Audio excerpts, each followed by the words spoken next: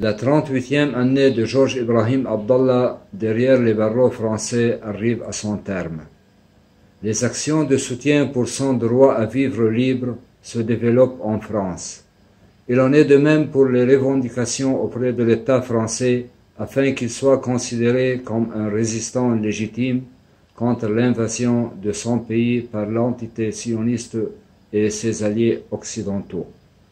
Devant ces faits, nous, la famille de Georges Ibrahim Abdallah, saluons chaleureusement ces militantes et militants qui, sans trêve, ont organisé et continuent à le faire ces actions de solidarité. Il est clair que la détention de Georges Ibrahim Abdallah est une détention politique et administrative.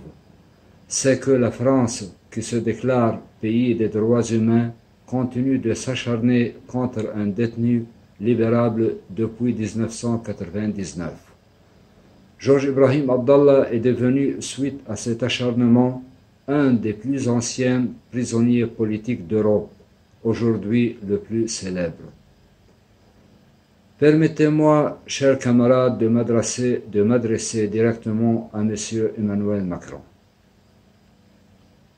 Au lieu de montrer votre prétendu soutien au peuple libanais après la déflagration du port à Beyrouth en août 2020, au lieu de vous ingérer dans les affaires de notre pays en donnant des directives de réforme à la classe politique libanaise, au lieu de considérer notre pays comme étant toujours sous la tutelle française, il serait plus judicieux que vous vous intéressiez à votre peuple dans ces temps difficiles et de cesser cet acharnement contre un prisonnier politique qui entre dans sa 39e année de détention dans vos prisons.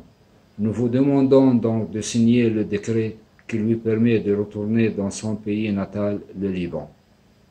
Enfin, nous vous appelons, vous tous, ces soutiens, à continuer et développer la mobilisation pour exiger la libération de Georges Ibrahim Abdallah. Merci.